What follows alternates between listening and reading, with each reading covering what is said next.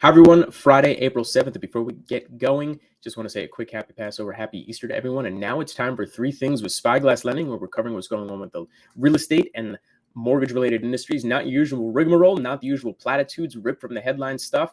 We want to delve deeper. We want to tell you what's going on out there. Today's theme, commercial real estate.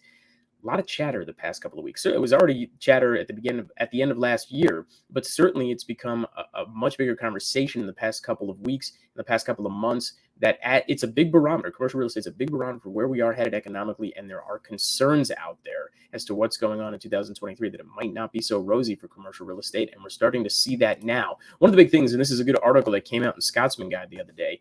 The newest headwind you can see is tightening credit conditions. That's a big thing, right? Just getting loans are tightening. The restrictions are out there. It was already happening in the residential space. It was already happening in the commercial space, but it just gets tighter and tighter. The leverages get lower and lower. The interest rates continue to tick up. The Fed continues to raise rates, and it just gets harder and harder. And I think you see the big line that's right there in the middle there, right? It says all the way, is likely to further squeeze credit conditions for business purpose borrowers. Well, business purpose borrowers code for real estate investors. Real estate investors own commercial real estate, small balance commercial real estate, all the way up to those very large buildings you see downtown, certainly owned by the corporations.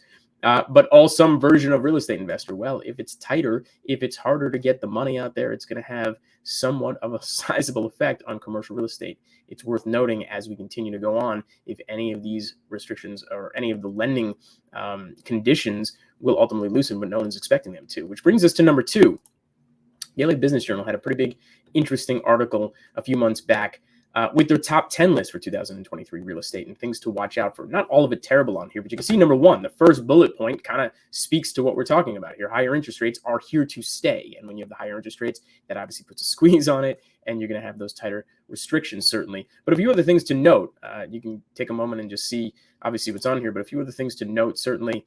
Cities revitalized. I like that particular bullet point. Cities are coming back to life post-pandemic, but flexible working is here to stay. Well, when that happens, you're going to see higher vacancy rates. When you have higher vacancy rates, it's going to tip in favor of the lessee more than the lessor in commercial real estate. And that's certainly going to have effect on the space as well when companies and small balance investors are considering buying and what they're going to be renting out for when you're talking about office building and plazas and whatnot. So a few other things, and obviously cost of living. Cost of living does not just affect the residential space. It certainly has a major effect on the commercial space as well. But not everything, of course, is downtrodden. If you look at commercial real estate, one of the bright spots certainly has been multifamily real estate. But again, the conversation around multifamily real estate has potentially that we're saturating it too much. There's been such a rush to building, as there was such a decrease in building in single family residences and even smaller 1, 2, 3, and 4 unit complexes, specifically because, again, that's often buying